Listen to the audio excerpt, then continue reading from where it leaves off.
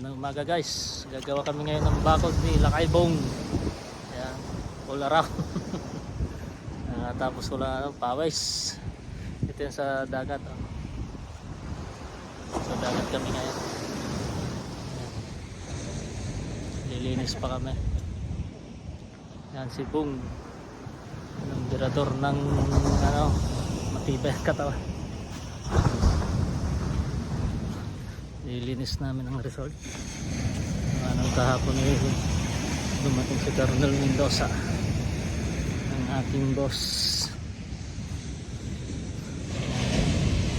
Init na dito. Time check guys, 10:56 pala, sorry guys, 10:56. Yan umpisa na lang. Kinain kasi ng bagyong Kriste dito. Mga bakod namin kaya pinabalik naman ng ulan. Yan. Ayusin na naman,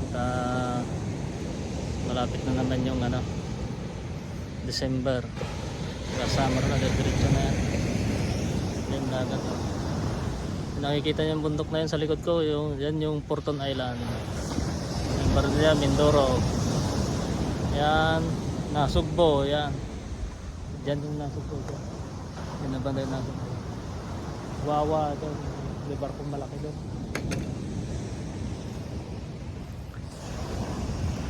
Grabe init dito guys. Pahinga muna kaunti.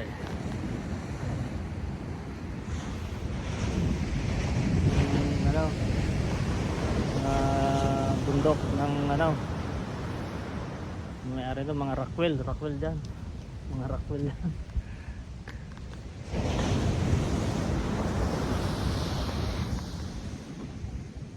Maganda maligo pero medyo malakas ang alon niya, may bagsak kung sa tawagin. Sama si Bong, kaya umakyat na nyong ngayon, babakod ka ngayon. Ilocano yan, taga Tarlac.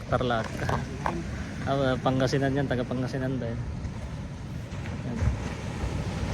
Tapos lang namin magmerienda kaya nag-video ako. Yan, mga dala ng alon yan, dumi na yan. Pero pagkatapos namin dito magawa, nakabukas, maglilinis ako ulit dito. Wow, yan na yung gagawin natin pintuan. Marunong ito guys, kasi nga dala nung alon, pag ganyan kagabi, lakas ng alon, kaya akyat yung talaga dito.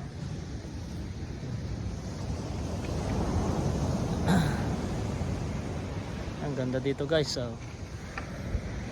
Sa kung tawagin ay San Diego Beach.